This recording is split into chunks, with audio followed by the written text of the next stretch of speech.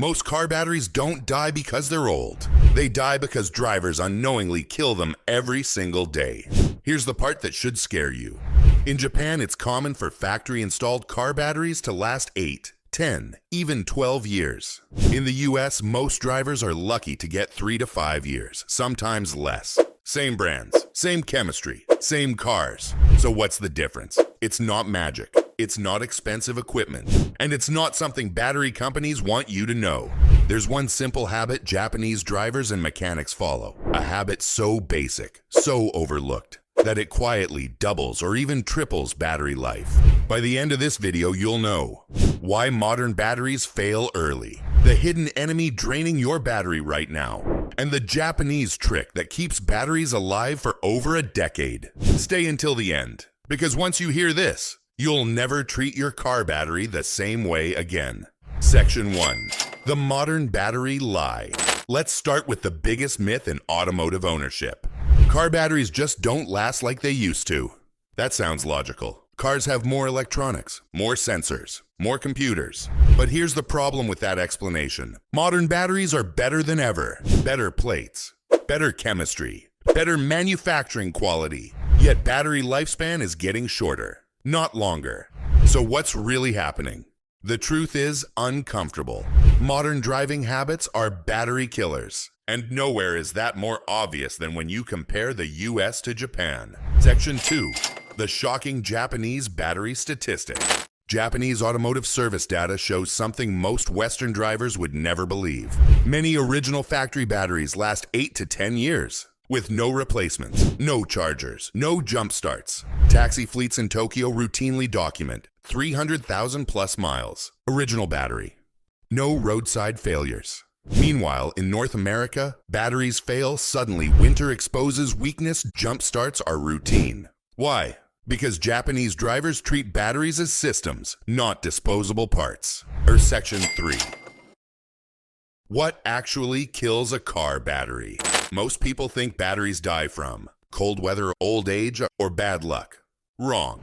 A lead-acid car battery dies primarily from sulfation. Here's what that means in simple terms. Every time you start your car, the battery discharges, lead sulfate forms on the plates, the alternator recharges it. This is normal. But when the battery never fully recharges, that sulfate hardens. Once hardened, it cannot be reversed. This reduces a capacity, cranking power, and lifespan. And here's the brutal truth. Most batteries in the US never fully recharge. Section 4.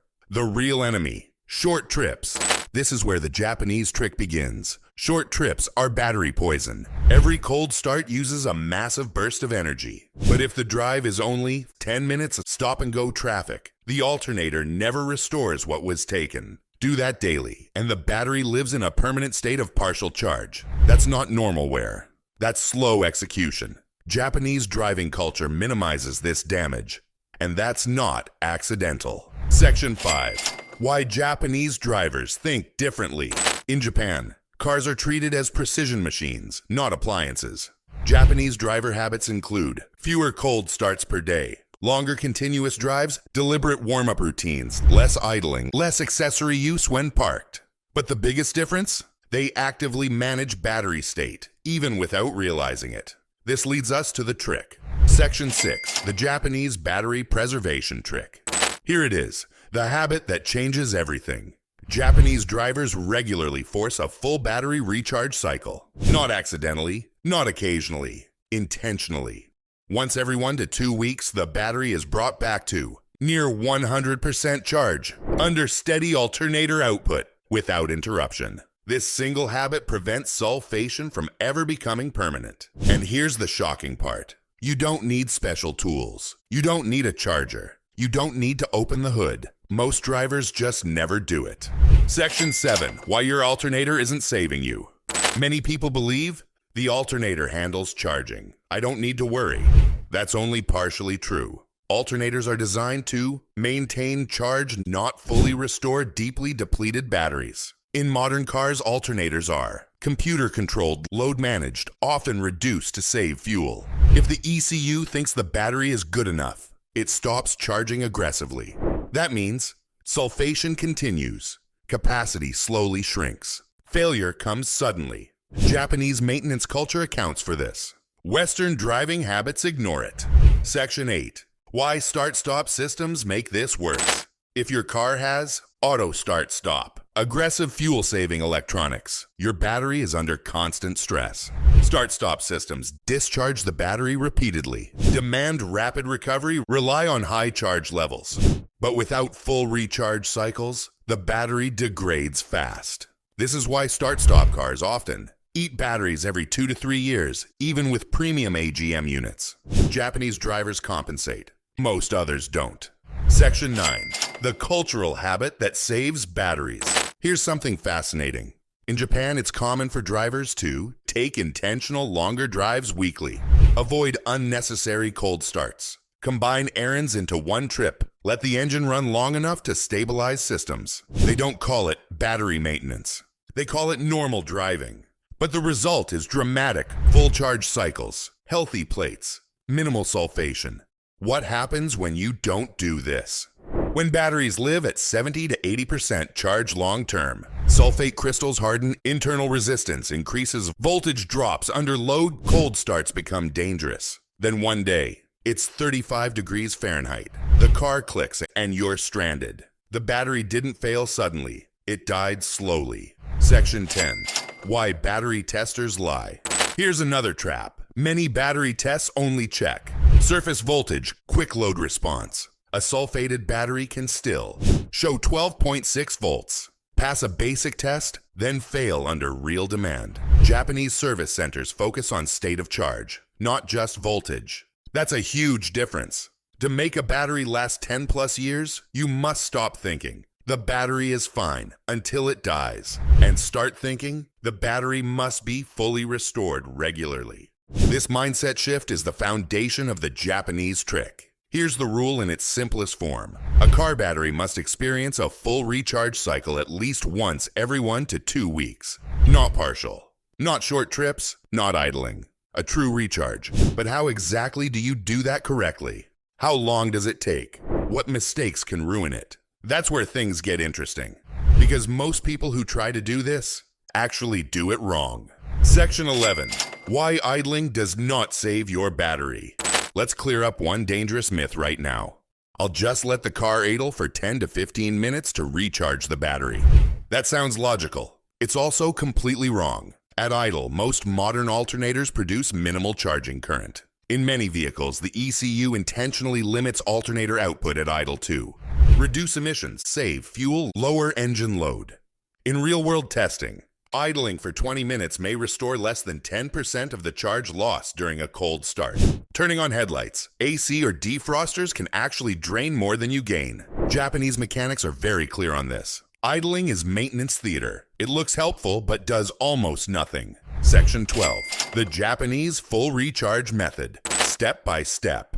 Here's the exact method Japanese technicians recommend. Simple, boring, and incredibly effective. Step 1. Continuous drive. Drive 30 to 45 minutes minimum. No stops longer than traffic lights. Highway or steady speed roads are best. Why? Alternators charge most efficiently at steady RPM, moderate engine load. Sustained operation. This allows the battery to recover surface charge, reverse early sulfation, stabilize internal chemistry. Step 2. No heavy electrical load. During this drive, turn off seat heaters. Minimize AC fan speed. Avoid max defrost. Don't charge multiple devices. This ensures alternator output goes into the battery, not accessories. Japanese drivers often wait until mid-drive before turning on climate control. Step 3. Let the engine shut down naturally. After the drive, the park and turn off engine. Do not restart for short errands. Why? Hot restarts drain the battery again before the charge settles. Japanese mechanics call this locking in the charge. How often this must be done? This is where most people fail. The rule. Once every 7 to 14 days, minimum. If you drive short trips daily, once per week. If your car sits often, every 5 to 7 days. This single habit prevents sulfate crystals from hardening. Miss this window repeatedly. Sulfation becomes permanent. Section 13. The silent battery killer. Accessory drain. Here's a truth almost no one talks about. Modern cars draw power even when turned off. Examples: keyless entry systems, security modules, infotainment memory, cellular telematics, dash cams, aftermarket alarms. In Japan, aftermarket electronics are minimal. Dash cams often auto-sleep. Accessories are installed with strict draw limits. In contrast, many Western vehicles lose 1 to 3% charge per day while parked. That means 10 days parked equals 10 to 30% loss. One short drive won't fix that. This is why Japanese cars that sit still have healthy batteries. They restore charge deliberately. Section 14. The biggest mistake. Topping off drives. This mistake kills more batteries than winter ever will. Drivers think, I drove yesterday. It's fine. But yesterday's drive was 8 minutes, stop and go, AC blasting, phone charging. That wasn't charging. That was slow depletion. Japanese technicians don't count driving. They count charge cycles. If the battery didn't reach near full state, it doesn't count. Section 15. Why jump starts shorten battery life. Jump starting a car is traumatic for a battery. It causes rapid current spikes, uneven plate recovery, localized heating, accelerated sulfation. One jump start can reduce battery life by months. Japanese drivers avoid jump starts by monitoring early warning signs, proactively recharging, replacing batteries before catastrophic failure. That's why roadside jump starts are far rarer in Japan. Section 16. The no-cost backup trick Japanese drivers use. Here's a clever habit many Japanese drivers follow. If they haven't driven long enough that week, they will. Take a purposeful night drive, combine errands into one longer trip, or simply drive a loop for 40 minutes. They don't wait for problems, they prevent them. It's boring. It works. Section 17. Why battery age matters less than charge history. A 7-year-old battery that was fully recharged weekly, never deeply discharged, never jump-started, will outperform a 2-year-old battery abused by short trips. Japanese battery testing focuses on internal resistance, recovery rate at charge acceptance, not age. That's why old batteries keep working. Section 18. The don't do this list. If you want a 10-year battery, never do these. Sit in the car with engine off and accessories on. Run the AC with engine idling. Take repeated short trips without a weekly long drive. Ignore slow cranking sounds. Leave dash cams recording 24/7. Assume alternators. Handle everything. Every one of these accelerates sulfation. Section 19. What about battery chargers? Japanese mechanics do use chargers, but sparingly. Chargers are used when the car sits for weeks, during seasonal storage, or after deep discharge. But daily reliance on chargers is seen as treating the symptom, not the habit. Driving correctly is preferred. Section 20. How long can this really extend battery life? Real-world results from Japanese service records. Standard lead-acid batteries, 7 to 9 years. AGM batteries, 8 to 12 years. Start-stop AGM, 6 to 9 years, with proper management. Compare that to US averages, 3 to 5 years. Same chemistry, different habits. This is the uncomfortable truth. If batteries lasted 10 years, replacement sales would collapse. Roadside services would drop. Dealerships would lose easy revenue. No one lies to you directly. They just don't emphasize prevention. Japanese service culture does. If you remember nothing else, remember this. A car battery must be fully recharged regularly, not just used. Use drains it. Recharge preserves it. Most drivers accept battery failure as inevitable. Japanese drivers don't. They treat batteries like precision components, sensitive chemical systems worth protecting. And that mindset alone adds years of life. Now here's the real question. Have you actually recharged your battery this week, or just driven? Comment below your car's age, your battery's age, and how you drive. You might be shocked at what you discover.